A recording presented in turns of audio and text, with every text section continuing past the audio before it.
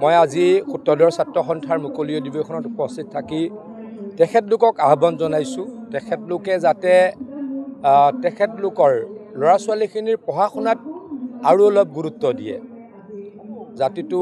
যদি আগুৱাই যাব লাগে জাতিটোৱে যদি সমাজত আগস্থান পাব লাগে জাতিটোৰ উঠি অহা ল'ৰা ছোৱালীখিনি সুপ্ৰতিষ্ঠিত হ'ব লাগিব গতিকে মই সকলোকে আহ্বান জনাইছোঁ আমাৰ যিমান সংগঠন আছে যিমান দল আছে সকলোৱে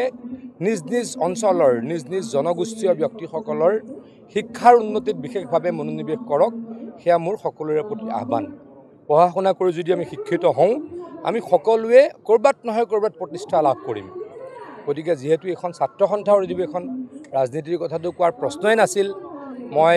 চৰকাৰৰ উন্নয়নৰ কথাও বিশেষ কোৱা নাই মাত্ৰ চৰকাৰৰ শিক্ষাকেন্দ্ৰিক দুটা এটা স্কিমৰ বিষয়ে ক'লোঁ কিন্তু মই আকৌ কৈছোঁ তেখেতলোকক মই আহ্বান জনালোঁ যাতে তেখেতলোকৰ ল'ৰা ছোৱালীখিনিয়ে আৰু ভালদৰে পঢ়া শুনা কৰে জাতিটো যাতে আগুৱাই যায় যিকোনো খবৰৰ বাবে যোগাযোগ কৰক 7099017330 লগতে 7099017110 নম্বৰত